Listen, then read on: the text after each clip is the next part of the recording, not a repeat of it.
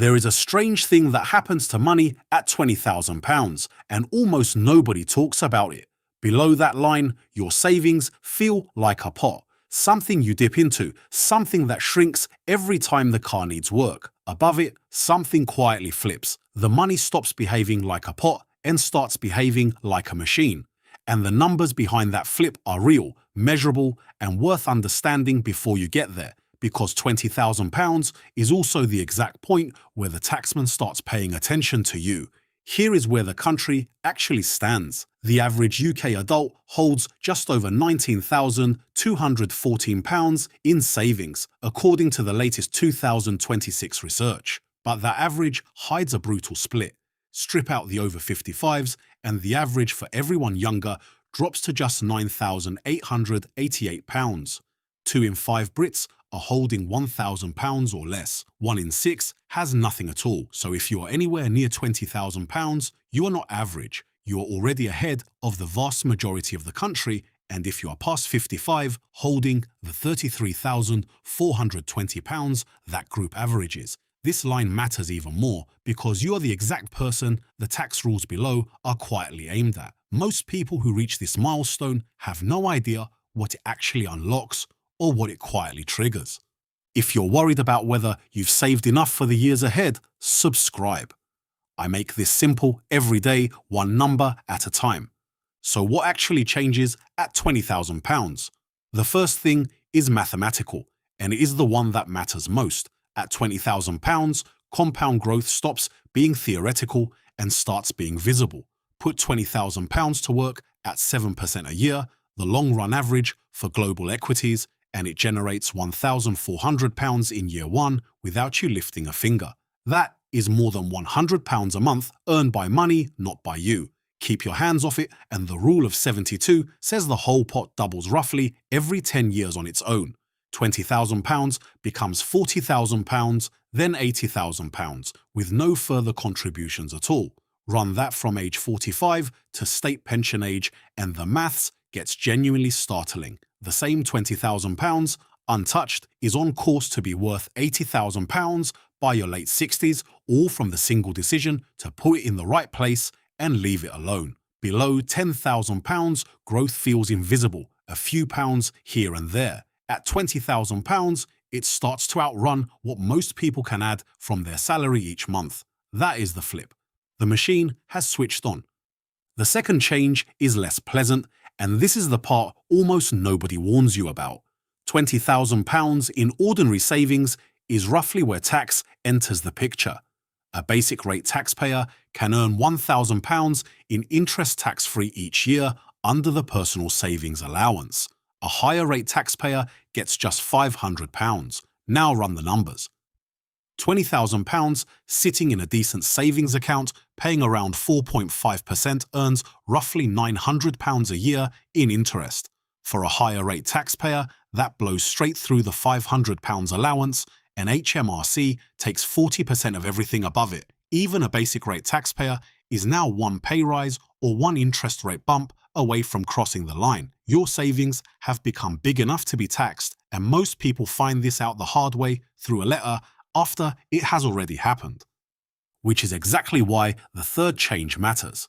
£20,000 is, not coincidentally, the precise size of your annual ISA allowance. Inside an ISA, every pound of interest and every pound of investment growth is tax-free forever. The government has effectively drawn a line at £20,000 a year and said, up to here, we will leave you alone.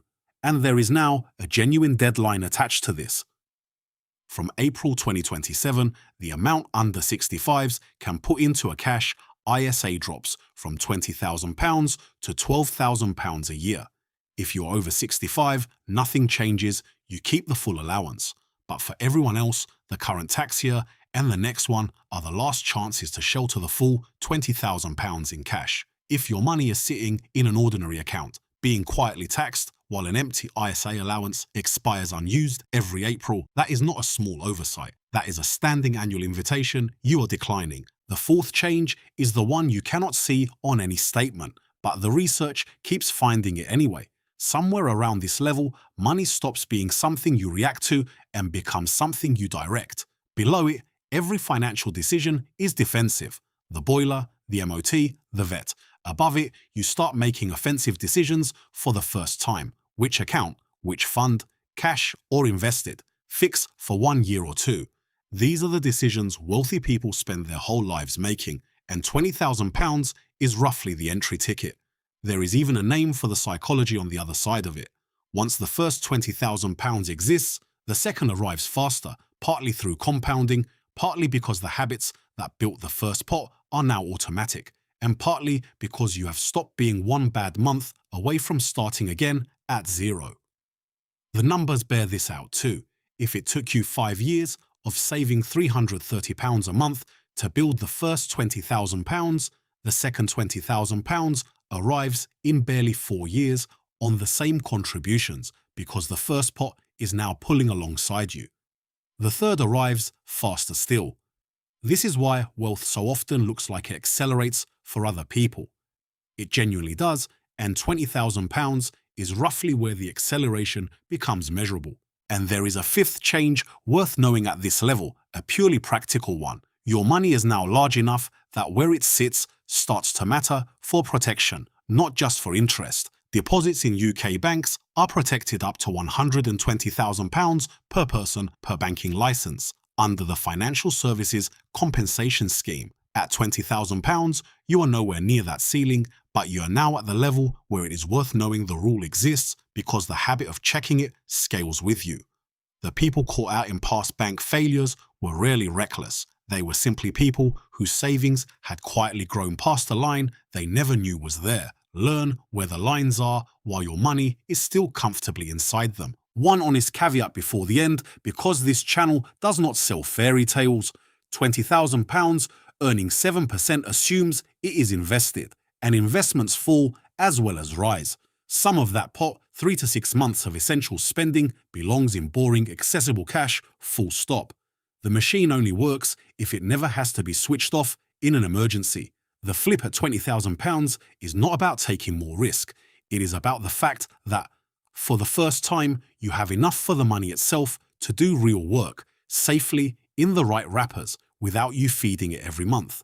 So here is the practical version of everything above. If you are below £20,000, the single most powerful thing you can do is automate the climb, a standing order the day after payday, because the first pot is built by habit, not by returns. If you are at or near it, check 2 things this week: whether your interest is about to cross your personal savings allowance and whether your ISA allowance for this tax year is still sitting unused. And if you're past £20,000, understand that you have already crossed the line most of the country never reaches. The question is no longer whether you can save. It is whether your money is finally working as hard as you did to earn it. If you learned something from this video, hit that subscribe button. I'll see you in the next one.